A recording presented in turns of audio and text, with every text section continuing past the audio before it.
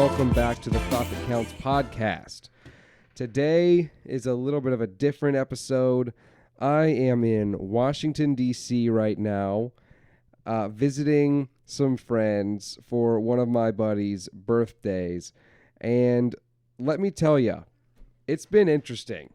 It has been very interesting. I've got my friend Kale here with me on the podcast. Say hello, Kale. Hey, everybody. How's it going? Yeah, so we have had a very long day and an even longer evening. So we're going to get into it here. First off, I just want to say that Washington, D.C., in terms of driving a vehicle, is definitely the most strange place I've ever been in my life. It's atrocious. It's horrible. I mean, there are double yellow lines all over the place. Sometimes they mean one thing, and sometimes they mean another thing. Sometimes they mean what they mean in the rest of the world, where you shouldn't drive across them. And other times, it doesn't matter. You can do what the hell you want. And the lights aren't in the middle of the street like they are in most places that I've been. The lights, like traffic lights, they're in the corners. They're like over on the side of the road. So, I mean, I can't tell you how many red lights I've run. I've broken every traffic law known to man here just trying to get to where I'm going. So, it's been pretty fun. I don't know how I haven't been pulled over by a cop yet. I swear to God, I just vagrantly ran through an intersection playing Frogger with the cars going through. It has not been a clean entrance to DC today, but it's been all right. But is that in reference to while you were driving or the events that it took place after you were done driving? Well, all of it. By far, all of it. So, yeah, driving in DC is insane. And I'm staying in a hotel. I'm staying in a Days Inn right now. This is the last goddamn time I stay in a Days Inn. Isn't this your first time in a Days Inn? This is my first time in a Days Inn. I thought it was going to be nicer than this. It's kind of a shithole. I got here and I was like, oh boy, here we go. Here's one of these. Honestly, I knew that I booked a hotel based on like the pictures and the price. Everything in DC is apparently more expensive than it should be. So getting a decent priced hotel apparently means that you're going to be staying in a hotel that may or may not have rats and ghosts wandering through the halls. So that's where I'm at. And it's not great. It's okay. It gets the job done. It's a place to sleep, but it's little more than that. I'm surprised it even has an outlet for me to plug in my laptop, to be honest. So it's going okay. It's going okay. The hotel isn't quite what I thought it would be. The water won't shut off in the bathroom sink. I swear to God, I can't even get it to turn on. It's leaking. I don't know what the hell the problem is. Everything's loose. It's not structured properly. They've got some real issues here. Their roads are crazy. I was driving into D.C. and I saw just hordes of children wandering the streets like they were being herded to a cleansing. I mean, if are these kids being trafficked? Because if not, they probably should be. I mean, these fuckers are just like dead in the eyes. The people here look not only agitated and just through with society, but they look tired. The people here are tired. I agree with that, John. You see, if I may. Yes. I have to share my experience upon arriving and parking here today. I got out of my car and I was in a really nice neighborhood, like a block away from Jeff Bezos' whole mansion and everything. And there was like a little street party going on. And I'm thinking, okay, cool. Everybody's happy. We got one guy playing the accordion, another guy out there playing the flute. Everybody's having a good time. And then I start walking towards a restaurant where I was meeting a few other people at. And this lady comes up to me and she says, "What an atrocity." And I say, "Excuse me?" She said, that man is a lawyer." I was like, "Okay, and like he is shaming all of music right now by playing out in the street." "Well, what do you mean, miss? He's just having fun." "Fun? Music isn't fun. It's art. It's passion. You have to sacrifice your life for it. And if you're not willing to die or commit suicide for it, then, Jesus, you shouldn't be playing." Oh, holy cow. Well, I see somebody's a little constipated. Yes. Sounds like it. And then, the guy that was with her, he was just like, run, with like wording it to me. Get the hell out of here. She's about to break again.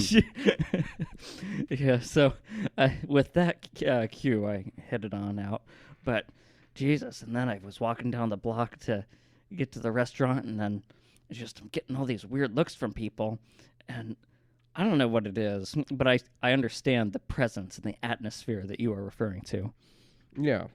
And it was only minutes after I arrived in D.C. that I learned that someone was murdered in this hotel like a week ago. So that's wonderful. Very, very bright lookout here. The people here are nuts. I don't know what else to say. How do you live in this place? That's a great question. I have no idea. Apparently the gun violence here is crazy. That's another thing I've learned tonight, which would also tie into the fact that someone was, stabbed to death in this very hotel. It might have been in this room. I wouldn't be surprised. Well, you saw the blood stains, right? Yeah, the whole carpet's fucking red. Jesus. It's blackened with blood. It's still kind of wet in some areas, too. Yeah, there's like mold growing on it. There's rats underneath the carpet. What the hell? Yeah. I don't know. But in a way, it's comforting.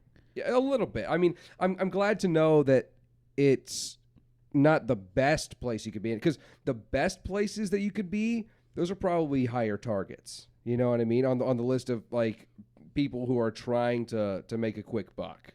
Yeah, absolutely. But don't worry about me. I don't have shit. I can barely afford to survive in this godforsaken country. So don't come after me, because I swear to God, you come at me with a gun and try to rob me, I've got nothing. You can take my credit card. It's already maxed out. I mean, you've got nothing on me. I'm not afraid of you because I have nothing to give. I have nothing left. I've lost everything in this fucking land. They're calling the land of the free, the home of the brave. No, it's the land of the poor and the exhausted. The land of the misled. Yes. And you know what we need to do to help the land of the misled? Yeah, sure. What's up? We need to just give them all guns. We should all have guns. I don't want to go anywhere else ever again without a gun. God, why aren't you president? I think I could be a good president. I think so. I mean, Jesus, if we were to have you give everybody in the country guns, we would solve America's problems just like that. I would probably dissolve the government on the first day of office. Dissolve it like a cookie? Dissolve it like a cookie? In milk? I would love that. I love cookies and milk. But yeah, I mean, I would fire probably half the senators. And you might be thinking, well, I don't think the president can fire senators. Well, I would make it a law that I could. And then I would do it. Because they don't deserve to be making what they're making. I mean, they're getting backdoor deals. They're flying off to Epstein Island and fucking little kids. I mean, these goddamn people are the worst humans on earth. Why should we tolerate them in power at all? You make some really good points there. I think so. So anyway, we're here in town in the District of Columbia for a friend's birthday party.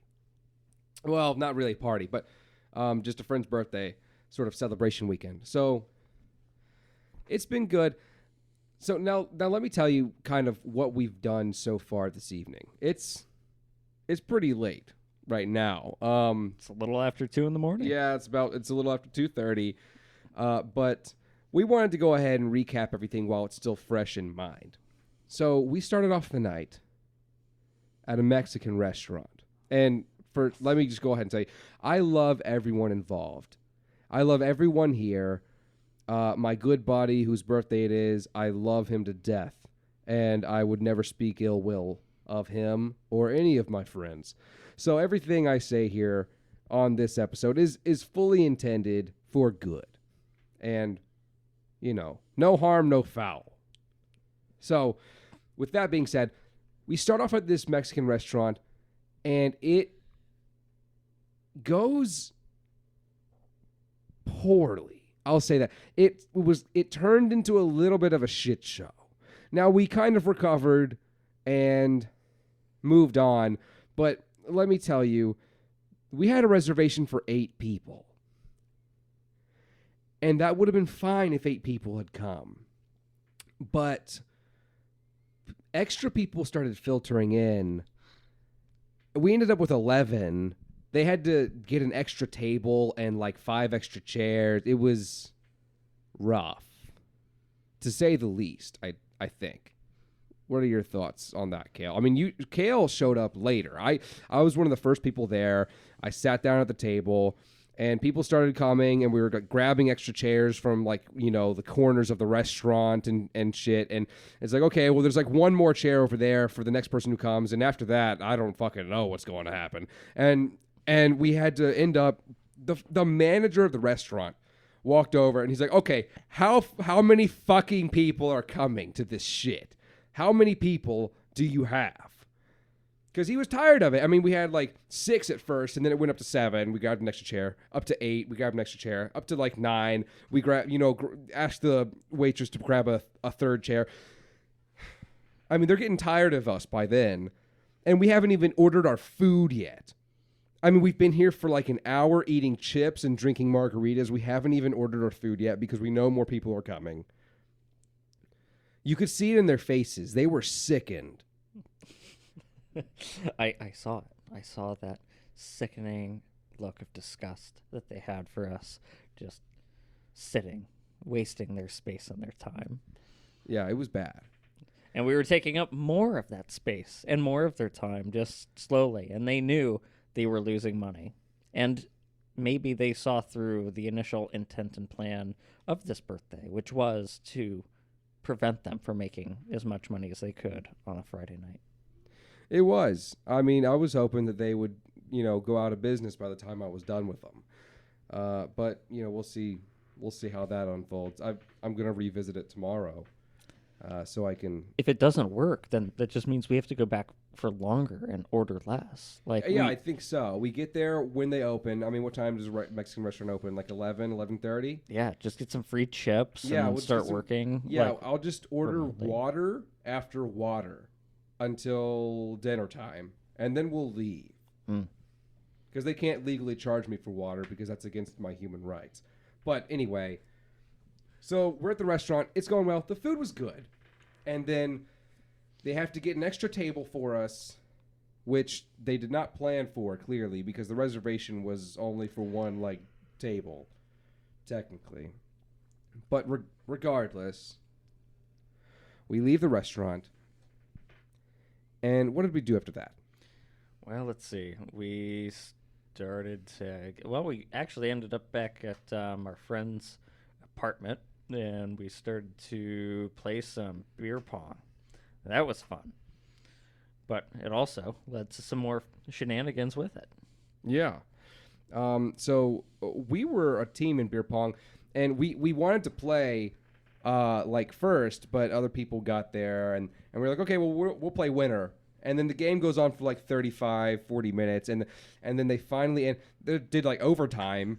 It's like, what the hell is overtime? People were just throwing the ball and missing the cups completely, for 30 minutes. They didn't even touch the rims. I swear to God, these people were garbage. And I'm garbage, and I'm calling them garbage. So it's true. Garbage can recognize garbage. So they take up forever, and then the game is over, and we've been sitting there like talking about, okay, are you almost done? Because like we're next. We've been talking about this the entire time since before the game started, and then the game ends. We're like, okay, all right, well, we're up next now. Like let's set it up again, and some other schmuck. This schmuck walks up and he's like, "Oh no, we're next." And this I'm like, fucker. "No, we called next like a year ago." And he's like, "We called it before the game even started." And I'm like, "I'm not even gonna bother with this fucker." But you know what, John? You want to know something? Yeah, tell me. That fucker, he went on in his greedy mannerisms that he did, and he won that little game of beer pong. But then you and I went up. And we kicked his fucking ass. And we kicked his girlfriend's fucking ass, too. Yeah. We kicked his girlfriend, and we kicked him. We beat him on the floor. It was good. I enjoyed it. And I haven't played beer pong in years. Probably, almost half a decade by now. So that's saying a lot. And there were these other guys. They looked like they were about 30. And one of these dudes was like, I don't know. He knew every rule in the book of beer pong. I'm like, how old are you? You're making the Eiffel Tower out of the cups. How old are you again? And you like are this into beer pong? We're doing this just to pass the time, and you're like taking it super seriously. It's a little bit odd, but we had a good time there. Got thoroughly buzzed, and then we start walking downtown to some bars. Now, this is where things start to become a little bit clearer with regards to the course of the night. Now, like I said, we're going to keep everyone anonymous here, and I love everybody involved. We've got some good friends, and a couple of them, one in particular, loves to have fun. He loves a good time, and God bless his soul. I love this man. I love all of these guys. Good friends of mine. Wonderful. Very solid friends. Yes, they're all great, wonderful people, excellent character. But one of them really, really likes to have fun. And he's a fun guy. I have to say, I have to give it to him. He keeps it interesting. If you think you're going to have a boring night, he will change your mind. You will never be bored around this man. There's always something to go on. There's always something happening. There's always a level that you didn't know he could reach, and it's great. I genuinely enjoy it. I mean it. I mean that.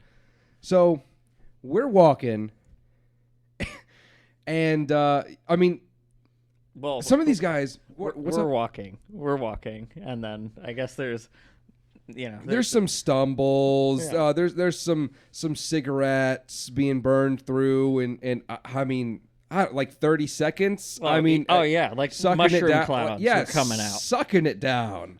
I don't know how he finished a cigarette that quickly. I've never seen that in my life. So he's smoking, and we're kind of just like stumbling our way downtown, and we got to the first bar, and we get inside, and everything's cool. It's way too loud for me though. I'm not used to bars. I go more to like breweries, and I sit at like a picnic table, and I chill, and I sip a beer. This was like a legitimate bar, super loud music.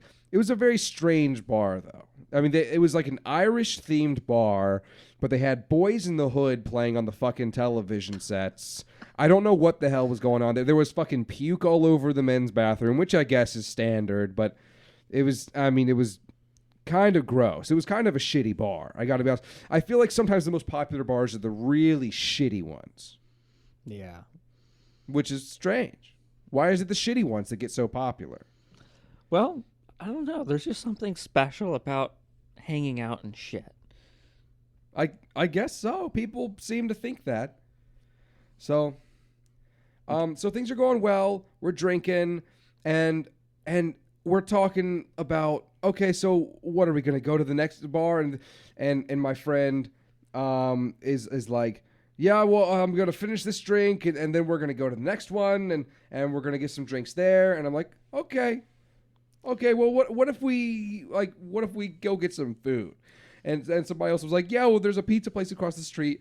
Let's go there. And so we end up going to the pizza place. Eventually, we get to the pizza place. There's some hand-holding that had to occur to get to the pizza place. We have to, I interned as a shepherd in college. I did a co-op on a farm, and so did my friend Kale here. So we're both thoroughly vetted shepherds, and we sort of herded our friend across the street. But it was funny, like.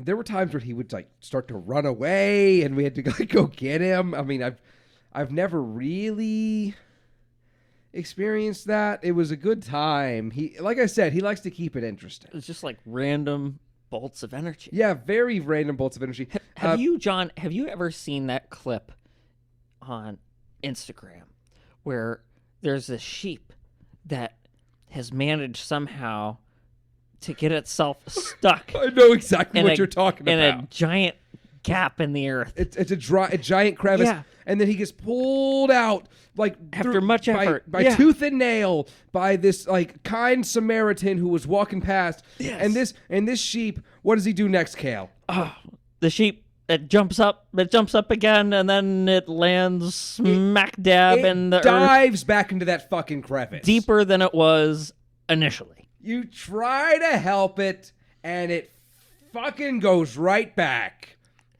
He doesn't care. Or something else is going on. Yeah, I mean, it wants nothing more than to be deep down in the crevice of the earth. It's all that sheep knew. It's all that sheep wanted. The comfort of being in that dark, desolate place.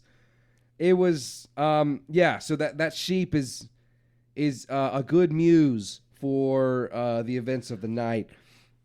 It was funny. So we get to the pizza place, and some of our friends are a lot more drunk than we are at this point. Kale and I are basically sober. We've maybe gotten a little bit buzzed. And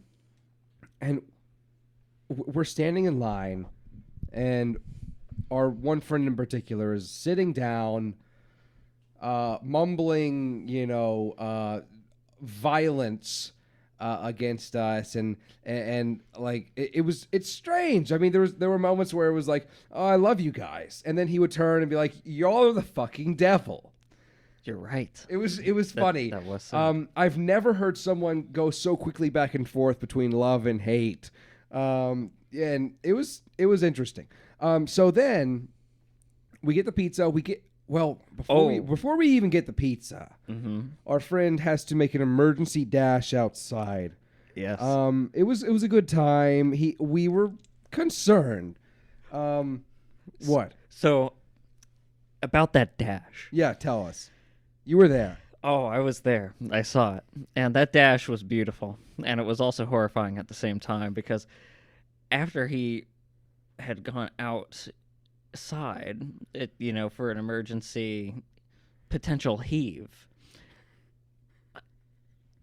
I look out the window, and instead of, the potential heaving taking place in a bush, he's standing straight up and making these reflex motions like he's gonna heave onto the pedestrians that are passing on the sidewalk. And then I run outside and say, no, you don't want to heave on these innocent bystanders. The bush. Well, maybe he did. Maybe he did. I mean, you're right. Maybe he did. But should we grant him that right? I don't know. What do you think? I mean, if you want to yak on a bitch's face, you're gonna yak on a bitch's face. I don't see. It probably would have been an improvement if she lives in D.C. You're right.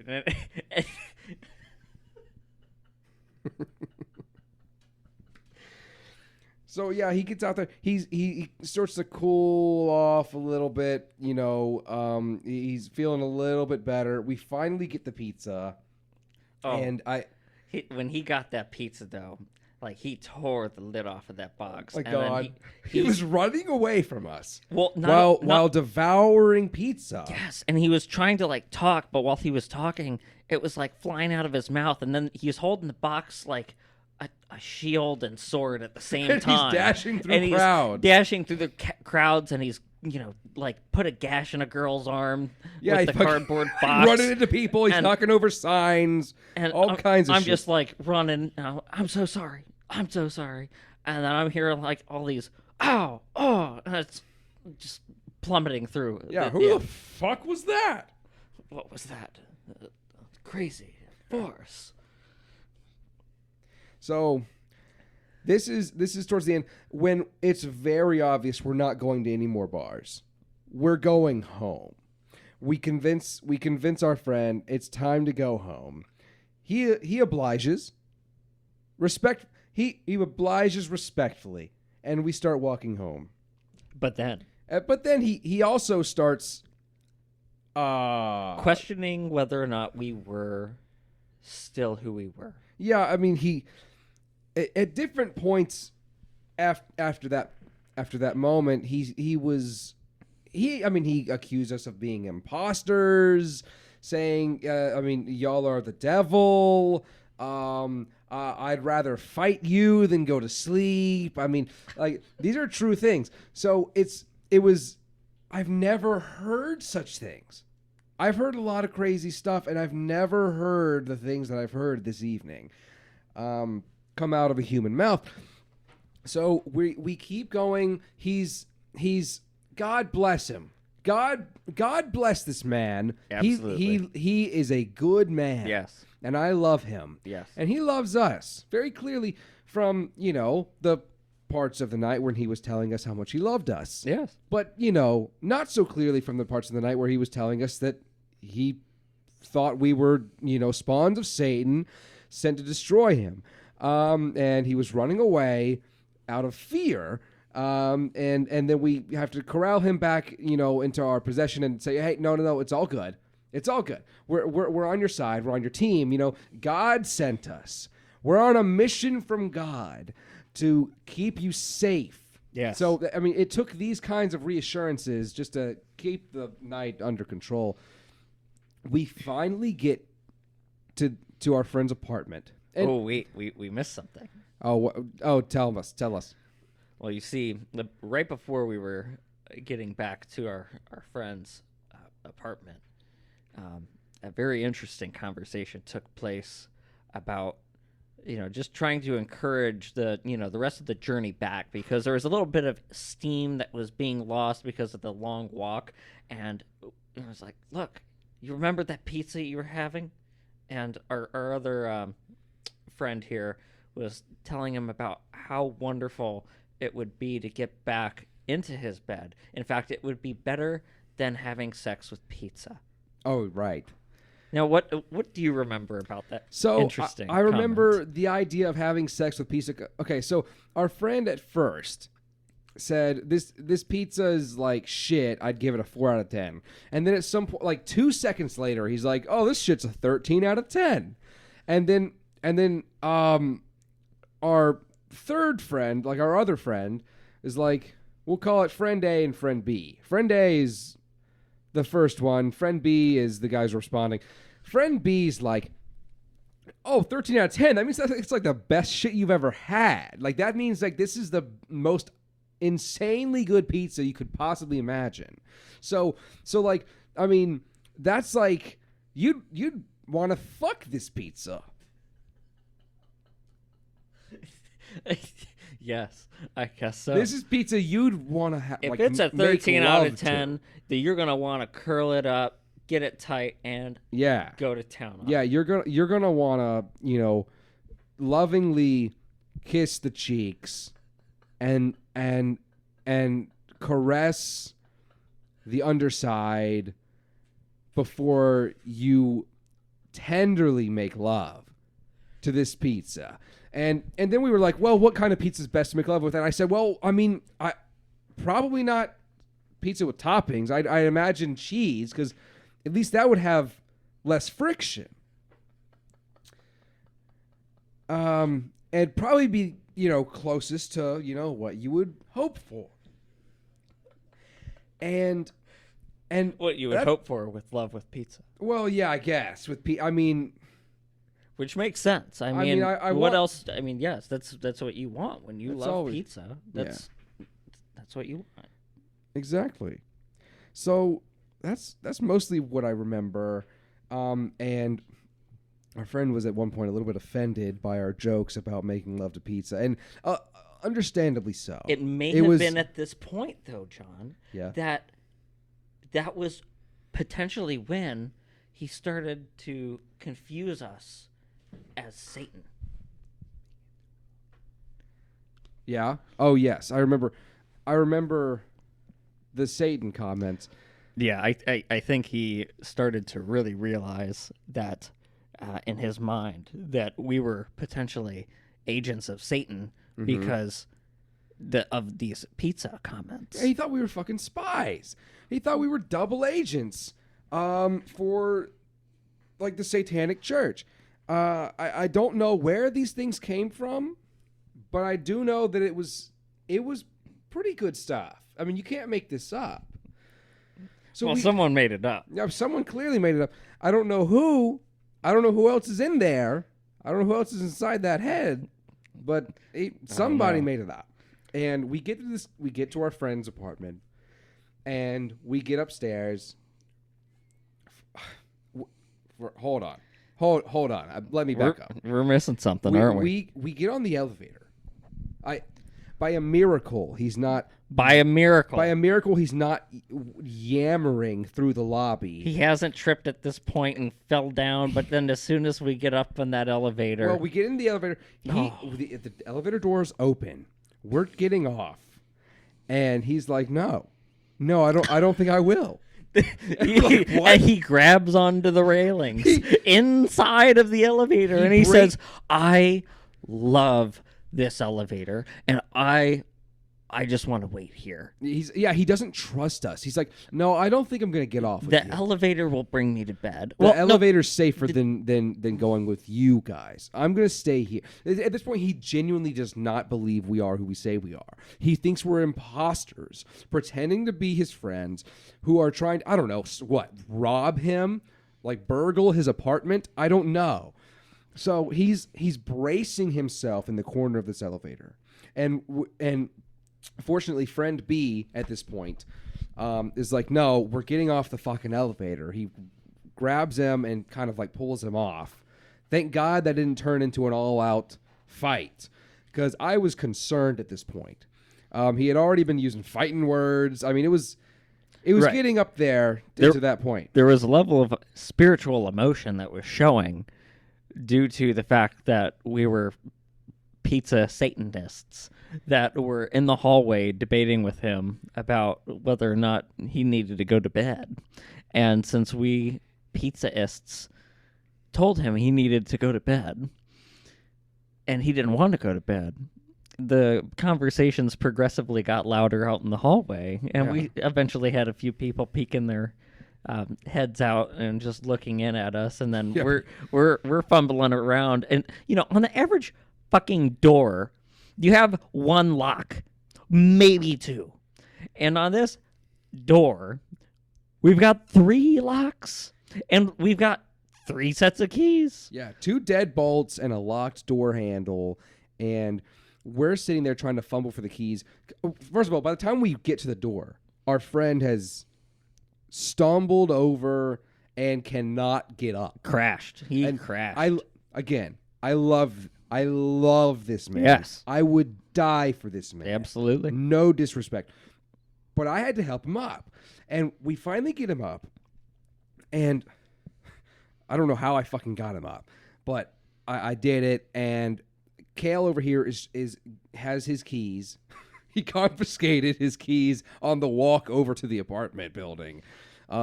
So Kale has the keys. He's fumbling for him. He's like trying out the different keys. There's like every key worked. Like 10 keys on this key ring, and we cannot figure out how to get all the locks unlocked at the same time. So as soon as you would unlock one, another one would lock. yeah, it's like a fucking maze. It's like some Riddler type shit. And of course, just the most critical moments of, all right, we really need to get in now. We've miraculously kept you safe this entire night. We've corralled you back home, herded you to safety as good shepherds should. And here he is. We tell him, hey, maybe you know the keys better than we do. Take a look at the keys. And he's like, No, I don't think I will. I won't. I don't think I will. And I say, what? Why? We're all like, what are you talking about? This is your apartment. And he's like, no. I'm going to lay down and sleep right here. Yeah, you aren't who you say you are. I'm like, what? This is new. I'm not who I say I am. What, do you think I'm an imposter? And he said, yes. Literally. He says, yes, you're an imposter. And it's at this point that we're all starting to kind of lose patience. We love you. 110%. But love them this is getting to the point. We're all kind of trying to go to bed now. And I'm trying to explain to them, like, hey, buddy, we've got 3 people here who you agreed to let stay in your apartment this weekend. You know what I mean? And like, we're all trying to get into your apartment so we can go to sleep. And he's like, no, I don't think I will. I don't think so.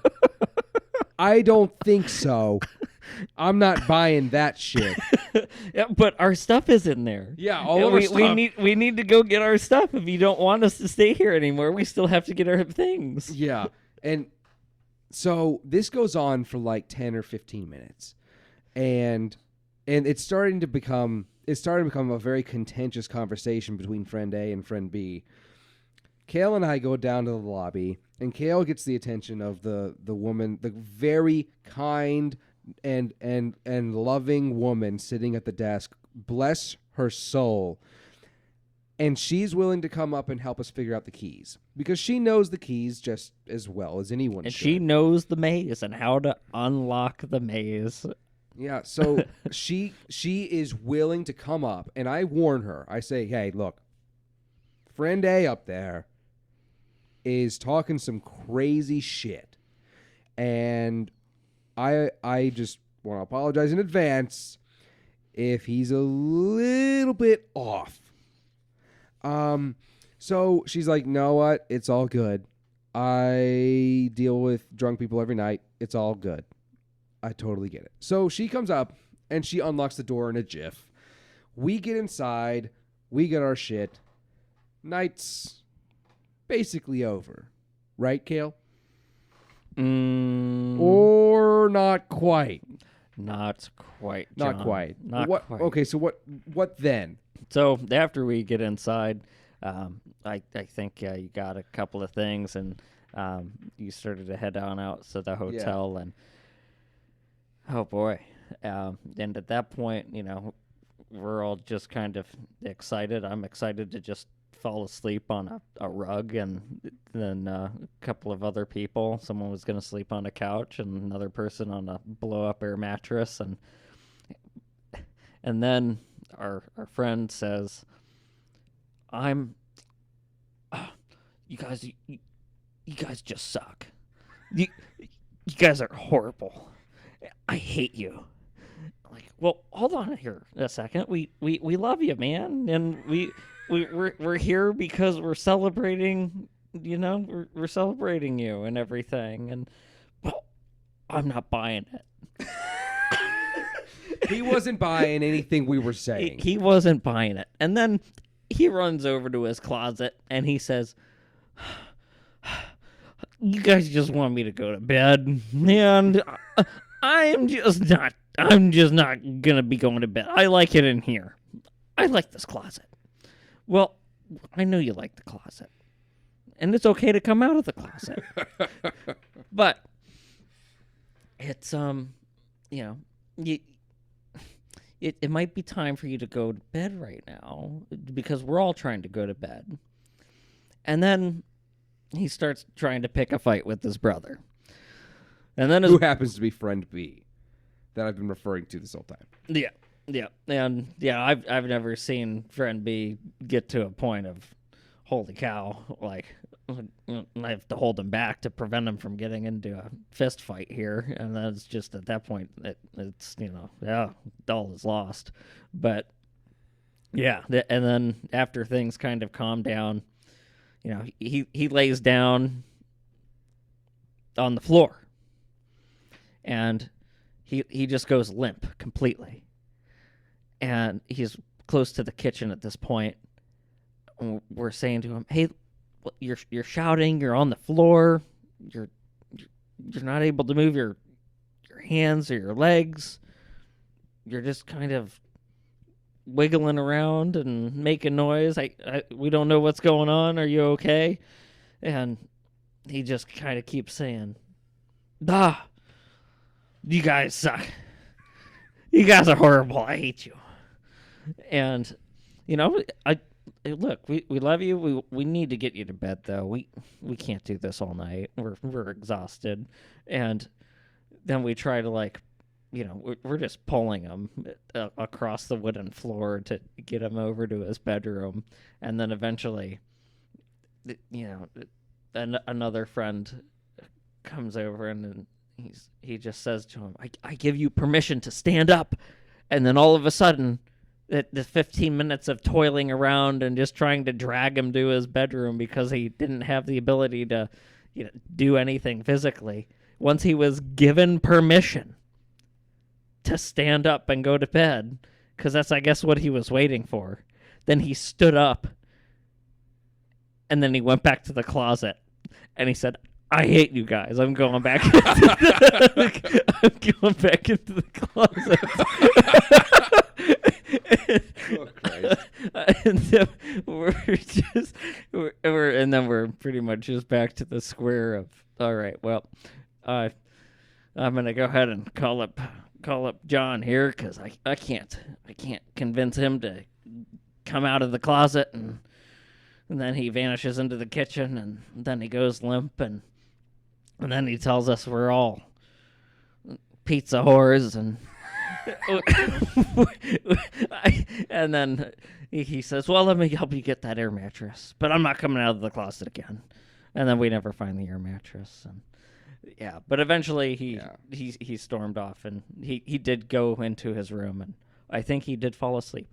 Well, that's good. You know what? If he's in bed, I'm happy. Yeah. Yeah. And so, meanwhile, I had left like 10, 15 minutes ago at this point, and I'm in my car driving all over the fucking district trying to find my hotel, because apparently there's like 12 days inns around DC. And I was heading to one that was in Arlington, and then I was like, wait, no, this isn't the right way. I'm supposed to go the opposite way. And so I changed the address, and then it leads me to the center of Washington, and there's not even a Days Inn near there. It just led me to the center of the city for no reason. And then I put in another address. I think it's finally the right address, and I'm like 5 minutes down the road, and Kale calls me, and he says, I said, yo, Kale, what's up? He says, John, I can't sleep here.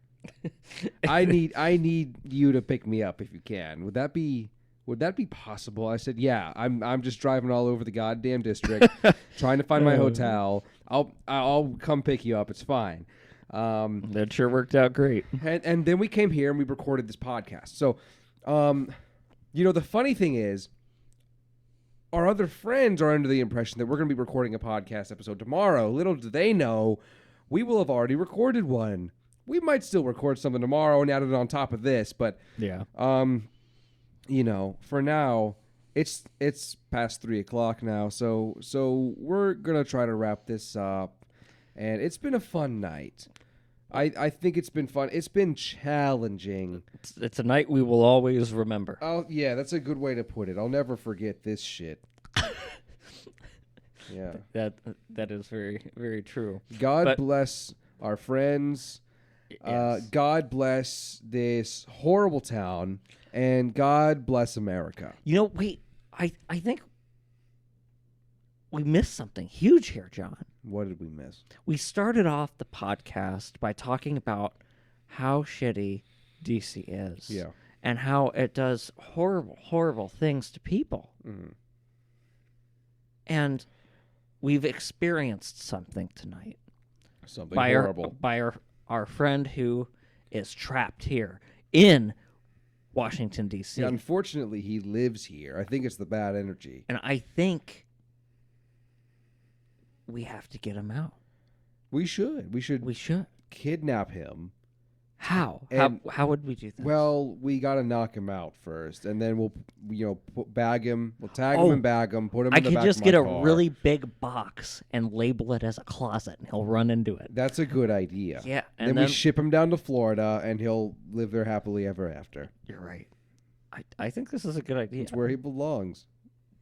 Anywhere is better than this shithole D.C. Yeah. Anywhere. Man. Well, I am very happy that we were able to discover the root cause of all of society's problems tonight. It sounds like we have. I'm very glad that we can conclude that the District of Columbia is by far the worst town in the Union. And that I'm going to try to burn this place down before the weekend's over. Well, let me know how that goes. Well, you'll be right there with me, so you can let them know how it goes. But anyway, so that is that, and we will see how tomorrow goes. Well, thank you for tuning in and listening, everyone. It's been quite a good time so far, and I hope you enjoyed this episode so far. I hope you enjoy the rest of them. Good night. And what you got? One more thing, Kale? I do. One last going away thought. Tell us. And the going away thought is how when we come to our conclusions and our potential additions tomorrow, I think it would be, because at the end of the day, we love our friend very dearly. Yes, absolutely. And I think that, in all seriousness, just being able to, talk with them about whatever is going on, and just letting them know that we're there for him. That's we love him. We do. We love these guys to death. I mean, we wouldn't be up at 3 a.m. doing a podcast for all this. Yeah, we would have abandoned his ass hours ago. Right. But we didn't, because we love him. We made a podcast for him. This is for you, buddy. This is his birthday gift, is listening back to this. That's my plan. I'm going to present this to him tomorrow. Happy birthday. Yeah. Happy birthday. Here's what you mean to us.